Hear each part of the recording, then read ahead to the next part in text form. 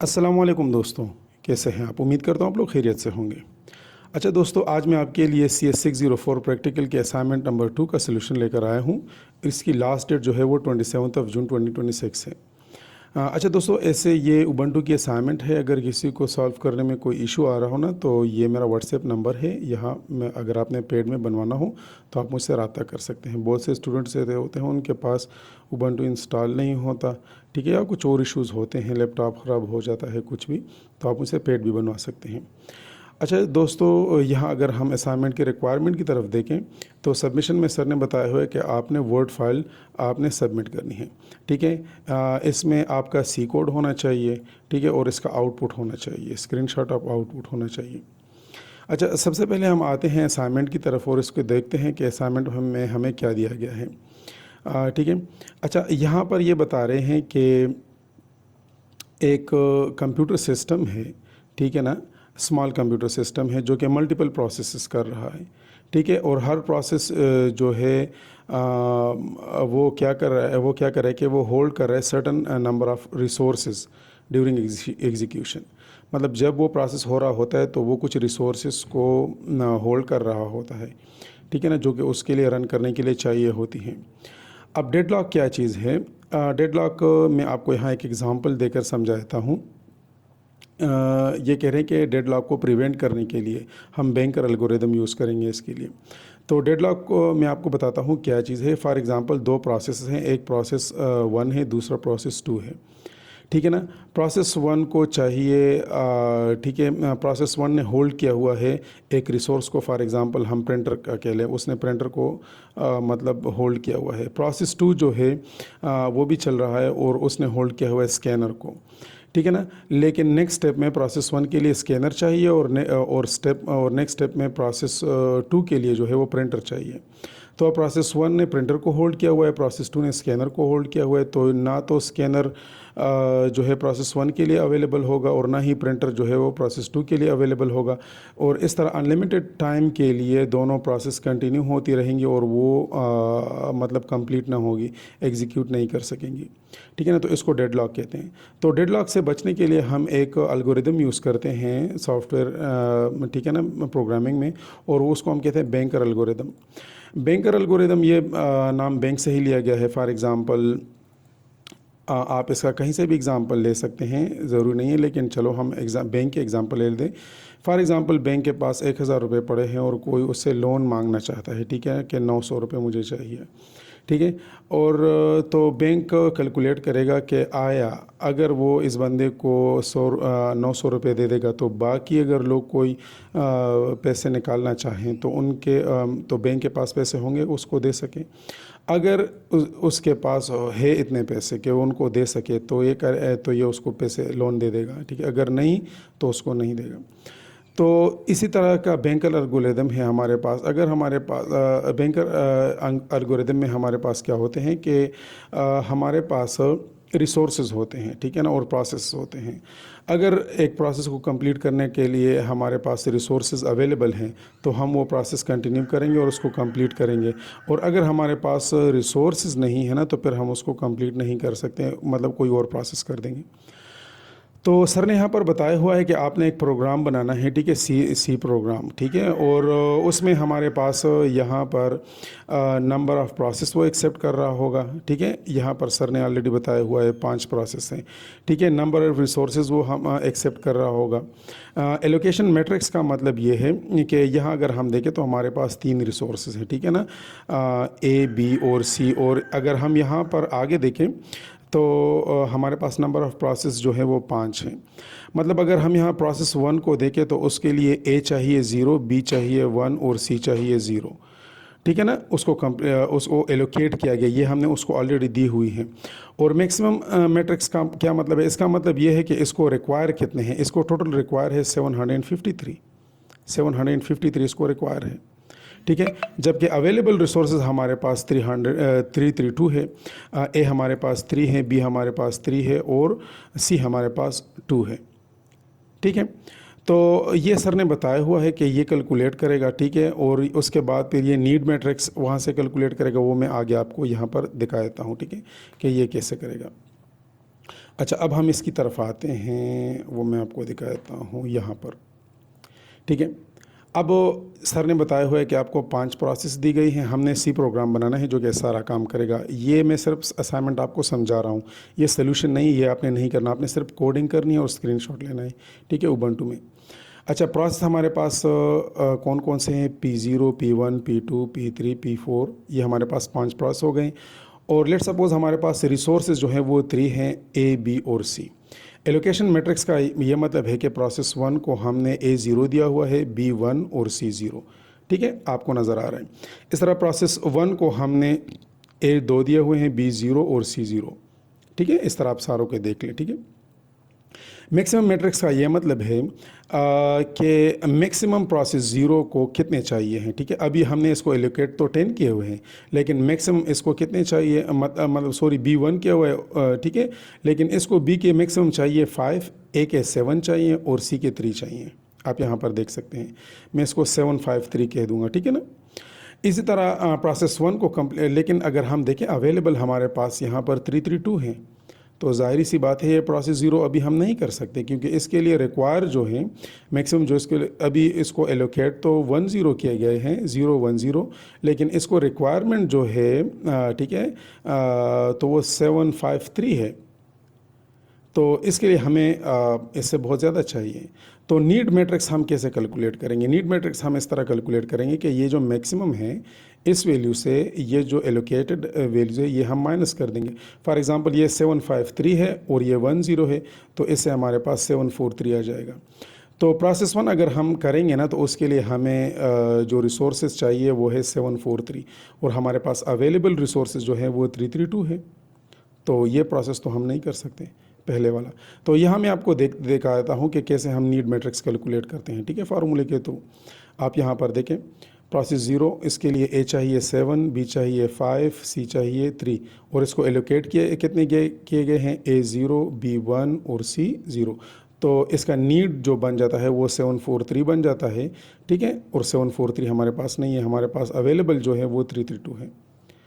Okay, अगर हम process 0 की तरफ चले जाएं, प्रोसेस 0 अगर हम यहाँ पर देखें, तो इसको एलोकेट जो किए गए हैं 200 एलोकेट किए गए हैं, और इसको चाहिए कितने टोटल? 322, एग्जीक्यूशन के लिए इसको चाहिए 322। तो अगर हम 322 से 200 ये माइनस कर लें तो हमारे पास 122 आ जाएगा, ठीक है ना। आप यहाँ पर देखें 122 हमारे पास आ गया। तो जाहिर सी बात है अब ये प्रोसेस कंप्लीट हो सकता है, ठीक है। कैसे कंप्लीट होगा? ये 332 हमारे पास ऑलरेडी अवेलेबल है, उसमें से हम 122 इस प्रोसेस 1 को दे देंगे, वो कंप्लीट हो जाएगा, तो वो वापस हमें रिटर्न कर देगा। ये 122 भी रिसोर्स हमें रिटर्न कर देगा, और जो उसने एलोकेट किए हुए थे, ठीक है ना, उसको जो एलोकेटेड थे 200, वो भी हमें वापस कर देगा। तो हमारे पास ये जो वैल्यू है 332 वाली, ये हमारे पास प्लस 200 कर देंगे तो ये 532 बन जाएगी, ठीक है। यहाँ नीचे आप आ जाएं ज़रा, ये हमारे पास नीड मैट्रिक्स है, ये मैंने हर एक का किया हुआ है, ठीक है ना। प्रोसेस 0 को कंप्लीट करने के लिए 743, प्रोसेस 1 को 122, प्रोसेस 2 को 600, प्रोसेस 3 को 011, ठीक है, और प्रोसेस 4 को 431 ये रिसोर्सेज चाहिए, ठीक है। अच्छा, अगर हम यहाँ पर देखें, तो इनिशियल अवेलेबल हमारे पास 332 हैं। अगर प्रोसेस 1 को, जिस तरह के मैंने आपको बताया, प्रोसेस 0 तो नहीं हो सकता, उसके लिए ज़्यादा रिक्वायर है। प्रोसेस 1 को अगर हम देखें तो उसकी नीड 122 है, तो 332 से हम 122 उनको दे देंगे। जब वो कंप्लीट हो जाएगा तो ये 122 भी हमें वापस कर देगा, और उसको एलोकेट कितने किए गए थे? 200, तो ये भी हमें वापस कर देगा। तो 322 के साथ 200 ये कर लें तो हमारे पास न्यू अवेलेबल आ जाते हैं 532। तो हमारा पहला प्रोसेस जो है P1 वो कंप्लीट हो चुका है, ठीक है। अभी अब हम सीक्वेंस मालूम करेंगे। हमारा अलगोरिदम ये होगा कि कौन से प्रोसेसेस कब कब होने चाहिए, ठीक है ना, ताकि डेडलॉक से बचा जा सके। अच्छा, तो P1 हमारे पास सेफ़ है, ठीक है, तो ये कंप्लीट हो जाए। अब अगर हम P2 की तरफ चले जाएं, P2 में हम देखें तो उसके लिए कितने रिक्वायर हैं? आप देखें ज़रा, 600 रिक्वायर हैं, 600 रिक्वायर है, जबकि हमारे पास है भी कितने? हमारे पास अभी 532 है। तो P1 हमारे पास, तो ये P2 हमारे पास नहीं हो सकता, इसलिए हम जाएंगे P3 की तरफ। तो P3 प्रोसेस नंबर 3 अगर हम यहाँ पर देखें तो उसके लिए रिक्वायर है 11, ठीक है ना, उसके लिए कम रिक्वायर है, जबकि हमारे पास ऑलरेडी अवेलेबल है 532। तो हम क्या कर लेंगे कि P3 से स्टार्ट कर लेंगे, ठीक है। अच्छा, P3 हमारा क्या है, ये यहाँ पर है, ठीक है, इसको मैं बोल्ड कर देता हूँ। इसके लिए 1 1 रिक्वायर है, तो 532 से हम 1 1 इसको दे देंगे, और उसने जो 2 0 0 होल्ड किए हुए हैं, 2 1 1 होल्ड किए हुए हैं, यहाँ आप देख सकते हैं, ये पहले टेबल में एलोकेशन वाले में 2 1 1, ठीक है, ये इसने होल्ड किया हुआ है, ये भी हमें वापस दे देगा, और वो 11 जो हमने इसको दे दिया वो भी हमें वापस दे देगा, ठीक है ना। तो टोटल हमारे पास 2 1 1 वापस आ जाते हैं किधर गया, अच्छा ये हमारे पास 2 1 1 इसने रिलीज़ कर दिया, 532 हमारे पास ऑलरेडी थे, तो टोटल बन गए 4743। तो ये प्रोसेस 3 हमारा कंप्लीट हो चुका है, प्रोसेस 1 के बाद प्रोसेस 3। अच्छा, अब हम जाते हैं प्रोसेस 4 की तरफ। प्रोसेस 4 की तरफ जाएं तो उसका नीड हमारे पास 431 है, तो अवेलेबल हमारे पास ऑलरेडी है, तो ये हो सकता है, पॉसिबल है। उसने जो होल्ड किए हुए हैं ना, वो जो उसको एलोकेट किए गए हैं वो 002 है, तो जाहिर सी बात है कंप्लीट होने के बाद ये 002 भी रिलीज़ कर देगा, जो हमने उसको दिए हुए 431 वो भी रिलीज़ कर देगा। तो 743 के साथ हम 2 को प्लस कर दें तो 745 बन जाता है, ठीक है।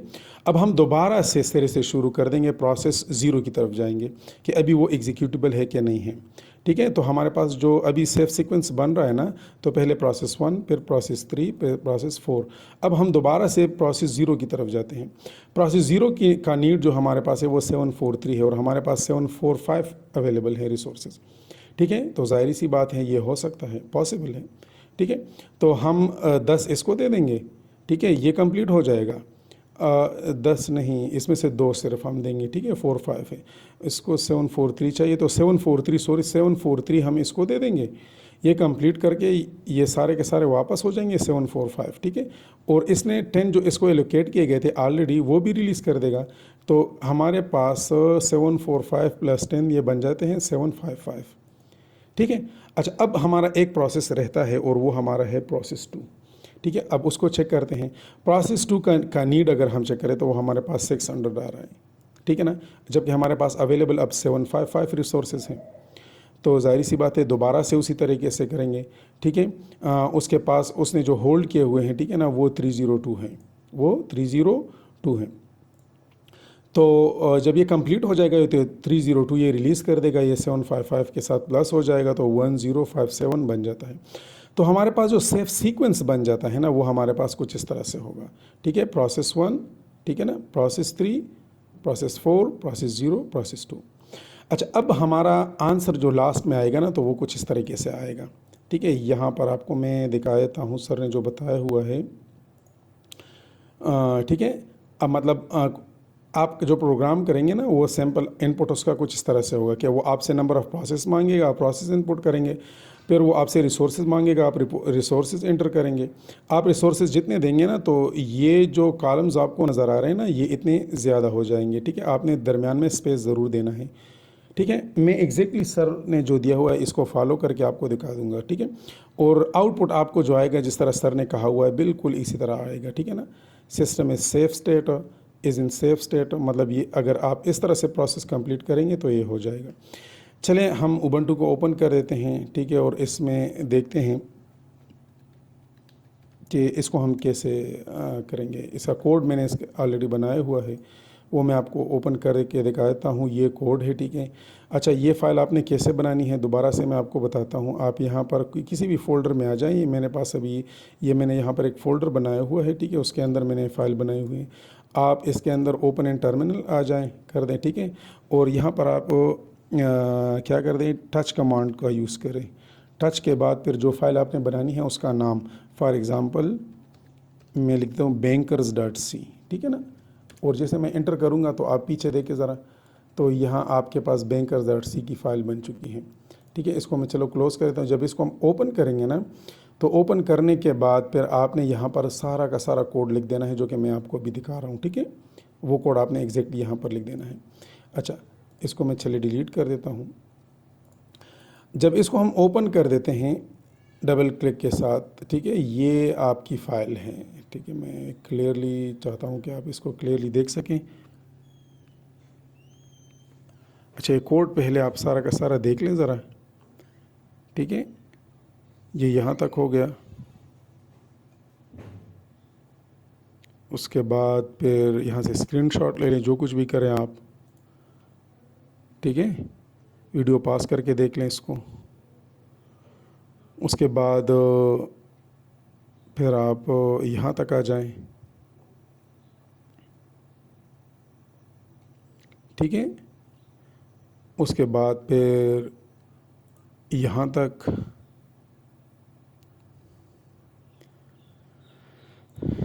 ये फिर यहाँ तक देख लें। कोड थोड़ा सा लेंथी है और यहाँ ये ख़त्म हो जाता है, ठीक है। ये पूरा का पूरा कोड है। इसको मैं क्लोज़ कर देता हूँ। इसको कंपाइल करने का तरीका, आप ओपन एंड टर्मिनल कर देंगे, ठीक है। और उसके बाद फिर आपने क्या करना है, आपने लिखना है GCC, उसके बाद फाइल का नाम BANKER.C, ठीक है। उसके बाद -O, ठीक है। और उसके बाद आपने जो इसको आउटपुट नाम जो भी देना है, मैं फॉर एग्ज़ाम्पल बैंकर ही दे देता हूँ और इसको मैं एंटर कर दूंगा तो ये हो गया है, ठीक है। अब इसको ओपन करने के लिए मैं फुल स्टॉप और उसके बाद / और फिर फाइल का नाम BANKER ये यूज़ करूँगा और एंटर कर दूँगा। तो आप देख रहे हैं यहाँ पर, ठीक है ना, कि जिस तरह सर ने बताया हुआ था बिल्कुल इस तरह आउटपुट आ रहा है, नंबर ऑफ़ प्रोसेसेस। तो मैं इस तरह कर देता हूँ कि इसको थोड़ा इस साइड पर कर देता हूँ और सर की जो असाइनमेंट हमें दी गई है उस वहाँ से मैं डेटा लेकर यहाँ पर एंटर कर देता हूँ, ठीक है। बिल्कुल सेम ही होना चाहिए। अच्छा, अब मैं यहाँ पर डेटा जो एंटर कर रहा हूँ 5, ठीक है। और उसके बाद फिर नंबर ऑफ़ प्रोसेसेस, अगर आप यहाँ रिसोर्सेज यहाँ पर देखें 3 हैं, प्रोसेस 5 हैं, तो रिसोर्सेज में मैं 3 एंटर कर देता हूँ। एलोकेशन मैट्रिक्स में सेम ही एंटर कर देता हूँ। 0 के बाद हमने स्पेस ज़रूर डालना है, ठीक है। 0 1 0 और फिर एंटर, ठीक है। 2 स्पेस 0 स्पेस 0 एंटर। और मैं इस तरह सारा कर दूंगा, ठीक है। ये यहाँ तक हमने करना है, ठीक है। मैं वीडियो थोड़ा सा पास करके दोबारा वापस आता हूँ, ठीक है। वीडियो को मैं थोड़ा सा पास करके दोबारा आता हूँ। अच्छा, ये डेटा मैंने इनपुट कर लिया है, ठीक है। अब मैं क्या करता हूँ, यहाँ पर मैं इस डेटा को एंटर कर दूँगा। इस डेटा को जैसे मैं एंटर करूँगा तो आउटपुट आप देखेंगे बिल्कुल सर ने जिस तरह बताया हुआ था इस तरीके से आपका आउटपुट आना चाहिए, ठीक है। तो इसको मैं एंटर कर देता हूँ अभी, और जैसे मैं एंटर कर देता हूँ तो ये हमें बता रहा है, इसने हमें नीड मैट्रिक्स भी बता दिया कि आपका नीड मैट्रिक्स क्या है, ठीक है ना। तो नीड मैट्रिक्स हमारा ये आ गया, ठीक है। अच्छा चले, ये हमें नीड मैट्रिक्स भी शो कर रहा है। अच्छा, तो ये हमारा नीड मैट्रिक्स आ गया और फिर हमें बता रहे हैं जिस तरह सर ने यहाँ पर दिखाया हुआ है कि सैम्पल आउटपुट हमारे पास कुछ इस तरह से होगा कि system is in safe state, ठीक है। सेफ स्टेट है और सेफ सीक्वेंस हमारे पास जो आ रहा है बिल्कुल सेम आ रहा है। प्रोसेस 1 है, फिर प्रोसेस 3 है, फिर प्रोसेस 4 है, फिर प्रोसेस 0 है, फिर प्रोसेस 2 है, ठीक है। अच्छा दोस्तों, ये थी आपकी असाइनमेंट। ये मेरा यूट्यूब चैनल है, आपने ज़रूर सब्सक्राइब करना है। अगर सोल्यूशन आपको अच्छा लगा हो, ठीक है ना, तो आपने ज़रूर इस चैनल को सब्सक्राइब कर देना है। अच्छा, सबमिशन आपने कैसे करनी है? सबमिशन आपने इस तरह करनी है कि यहाँ से आपने एक स्क्रीनशॉट लेना है, ठीक है, इस चीज़ का, ठीक है, आउटपुट का। और दूसरा आपने जो कोड बनाया हुआ है ना वो, ठीक है, वो आपने दोनों सबमिट कर देना। सर ने यहाँ पर बताया हुआ है ऑलरेडी, आप इसमें देखें अभी ज़रा। चलो इसको मैं फुल कर देता हूँ। यहाँ बताया हुआ है कि जो सी कोड आपने कंपाइल किया हुआ है वो, और आउटपुट का जो स्क्रीनशॉट है वो दोनों आपने वर्ड फाइल में डालकर सबमिट कर देने हैं, ठीक है जी। लेकिन मेक श्योर कर लें कुछ इस तरीके से, अगर आपको नज़र आ रहा हो ये अभी, अगर मैं टर्मिनल को ओपन कर दूं, यहाँ पर आपकी व्यू आईडी अगर शो हो रही है, क्योंकि ये असाइनमेंट ज़्यादातर सेम ही होगी तमाम स्टूडेंट की, ठीक है। अगर आपके पास ये यहाँ पर आपकी व्यू आईडी हो तो मेरे ख़्याल में आपको फुल मार्क्स मिलेंगे इसके, ठीक है जी। ओके जी, वीडियो अगर आपको अच्छी लगी है तो काइंडली चैनल को सब्सक्राइब कर दें, वीडियो को लाइक कर दें और दोस्तों के साथ शेयर कर दें। अल्लाह हाफ़िज़।